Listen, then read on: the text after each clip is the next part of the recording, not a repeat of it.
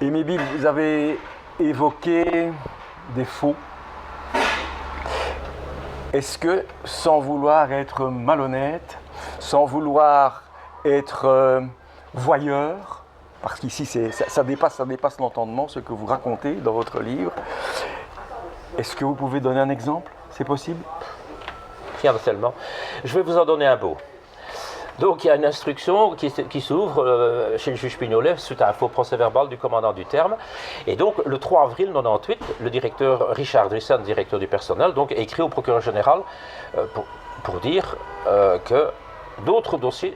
Donc le 3 avril 98, le procureur général, Richard Driessen s'est écrit qu'il y a d'autres dossiers. On est allé chez le juge Pignolet quand on a eu la note au début juin. Et on lui a demandé, est-ce qu'il y a d'autres dossiers? Il a dit non. Mon avocat a écrit au procureur général, M. André Van Oudenhoff, qui a répondu le 15 mai, mais qui ne dit pas, qui a répondu à M. Driessen, qui n'attire pas l'attention sur d'autres dossiers. Donc mon avocat lui demande, est-ce qu'il y a d'autres dossiers?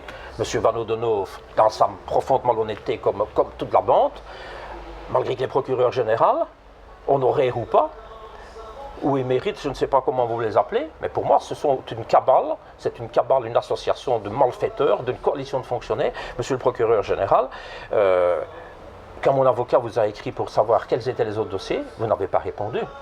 Pourquoi? Parce que si vous donnez les numéros de dossiers, c'est qu'ils existent. Mais comme vous ne répondez pas, c'est qu'il n'y en a pas, monsieur le procureur général. Alors moi j'ai écrit au directeur général du personnel, une fois, deux fois, trois fois, et après 7, 8, 9 fax, il m'a dit il n'y a pas d'autres dossiers.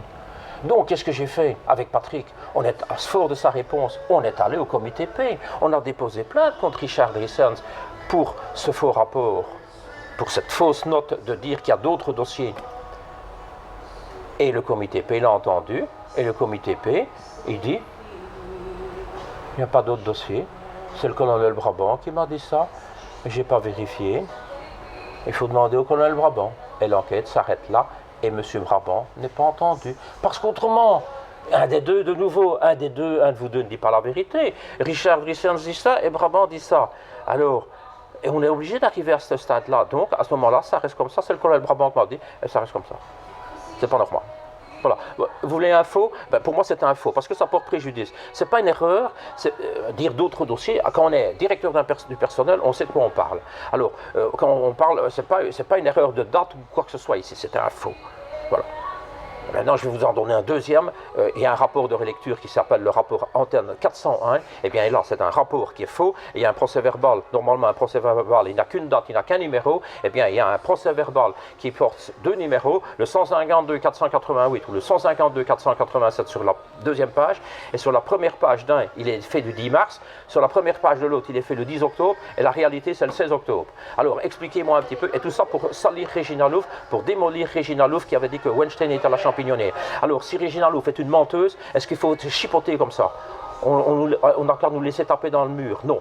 Eh bien, on a dû faire des faux PV pour en arriver là. Et ça, c'est voilà, 2 fois en écriture, fait par des fonctionnaires. Et je dis bien, il y a plus l'ultra faux, une pièce de musée, le PV 110 879 du 26 août de M. Duterme. C'est un PV, c'est une pièce de musée. Mais j'ai dit au colonel du Châtelet, s'il vous plaît, mettez-le au musée, mais que les jeunes gendarmes ne le voient pas ça, parce s'ils doivent prendre ça comme exemple, ça ne c'est pas un bon exemple.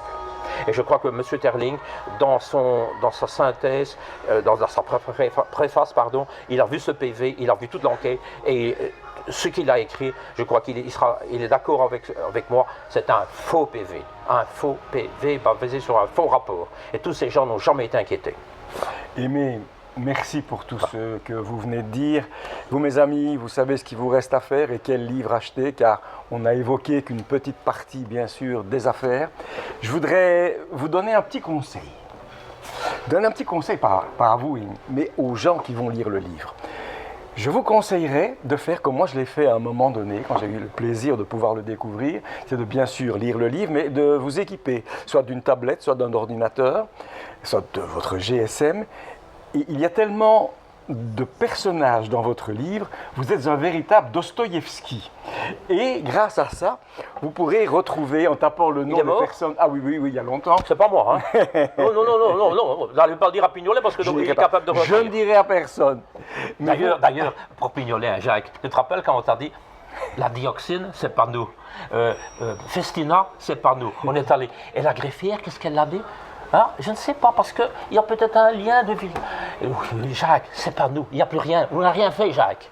Je voudrais vous avouer personnellement que connaissant un peu, mais je suis très heureux de le voir comme ça, on souffle un petit peu parce qu'on vient de sortir des choses graves, des choses pénibles, des choses abominables.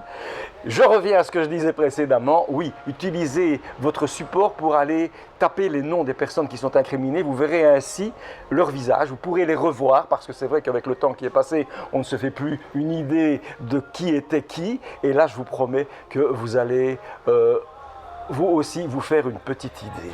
Alors, Aimé, il n'y a eu que de la souffrance chez vous. Je l'ai ressenti depuis le début. Ici, nous avons eu des moments plus légers, mais vous avez eu les larmes aux yeux à certains moments. C'est la preuve que vous êtes un être humain. Je voudrais que tout le monde prenne conscience de ce qui a été écrit. Je voudrais rendre hommage à notre invité du jour et de la série, parce que tout simplement, c'est un honnête homme. Merci Aimé, merci pour tout ça. J'espère que quelque part ça aurait été un peu libératoire. Oui, merci. Mais voilà, la souffrance elle restera à tout jamais et ça, il ne faut pas l'oublier. Merci pour tout. Et à bientôt sur City Life TV.